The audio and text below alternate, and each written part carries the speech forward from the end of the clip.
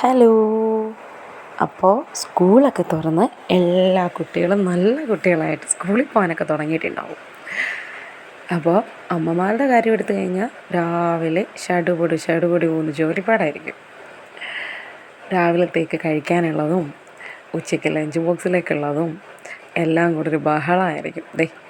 അപ്പോൾ ഒരു നല്ല കിഴങ്ങ് മപ്പാസിൻ്റെ റെസിപ്പി ആയിട്ടാണ് വന്നേക്കുന്നത്. ഒരു ചട്ടി ചൂടാക്കി അതിലേക്ക് വെളിച്ചെണ്ണ ഒഴിച്ച് അതിൽ കടുകുമിട്ട് അത് പൊട്ടി വരുമ്പോഴത്തേനും സവാളയും പച്ചമുളകും അരിഞ്ഞതും ചേർത്ത് നല്ലപോലെ വഴറ്റിയെടുക്കുക. അതൊന്ന് വഴണ്ടി വരുമ്പോൾ ഇഞ്ചി വെളുത്തുള്ളി പേസ്റ്റും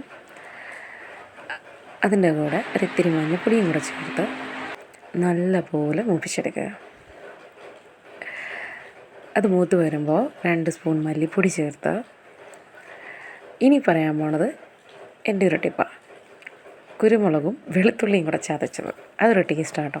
അതും ഇട്ട് കിഴങ്ങുമിട്ട് നല്ലപോലെ വഴറ്റിയെടുക്കുക.